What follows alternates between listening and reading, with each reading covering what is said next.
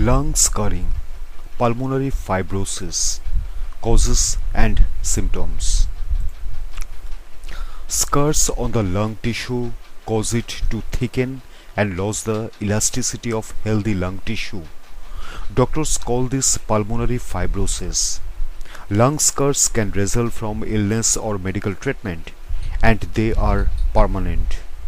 Small scars may not cause noticeable symptoms, but extensive scarring can make it hard for a person to breathe, as it can affect the transfer of oxygen into the bloodstream.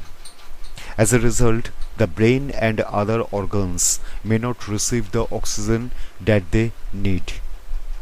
Idiopathic pulmonary fibrosis is a long-term condition in which lung scarring becomes gradually worse. It can be life-threatening. In this video, we look at why lung scarring happens and discuss some potential causes and symptoms. Causes. Several conditions can cause scarring of the lungs. Interstitial lung disease.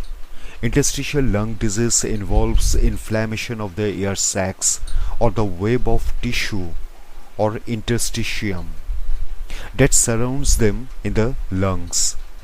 The inflammation can sometimes cause scar tissue to build up within the lungs, resulting in fibrosis. Idiopathic pulmonary fibrosis is the most common type of interstitial lung disease. If doctors describe a condition as idiopathic, this means that they do not know exactly what causes it. Idiopathic pulmonary fibrosis typically appears between the ages of 50 to 70 years. It affects 13 to 20 people in every 1 lakh worldwide, according to the National Library of Medicine. Other causes and risk factors.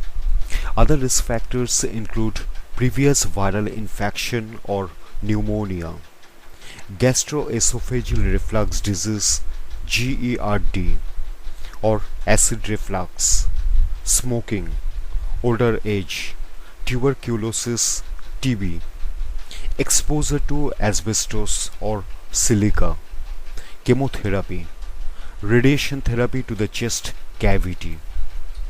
In some cases, there may be a family history of the disease. Some people experience exacerbations during which symptoms suddenly worsen. This lasts for a while and then resolve. Exposure to triggers such as tobacco smoke may cause a flare. Symptoms and complications. The scarring of lung tissue makes it thick and stiff. As the lung tissue thickens, it becomes increasingly difficult for the body to transfer oxygen from the lungs into the bloodstream. As a result, the brain and other organs may not receive enough oxygen.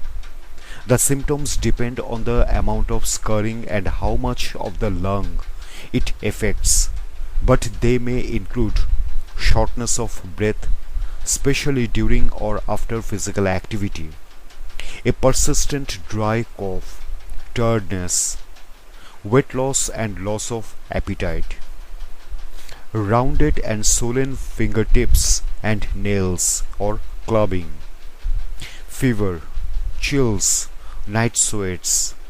Scarring may also increase the risk of lung cancer. Idiopathic pulmonary fibrosis. The symptoms of idiopathic pulmonary fibrosis may not be noticeable at first, but they tend to develop and worsen over time, making it increasingly difficult to breathe. Eventually, pulmonary hypertension or respiratory failure can develop, both of which can be life-threatening because they prevent oxygen from reaching the body's organs. Diagnosis. Many factors can lead to a cough or breathlessness, and many conditions can result in lung scarring. Anyone who has concerns about breathing symptoms should seek medical help. A doctor will carry out a physical examination. They will ask the person about individual and family medical history, smoking habits, possible exposure to pollutants such as asbestos.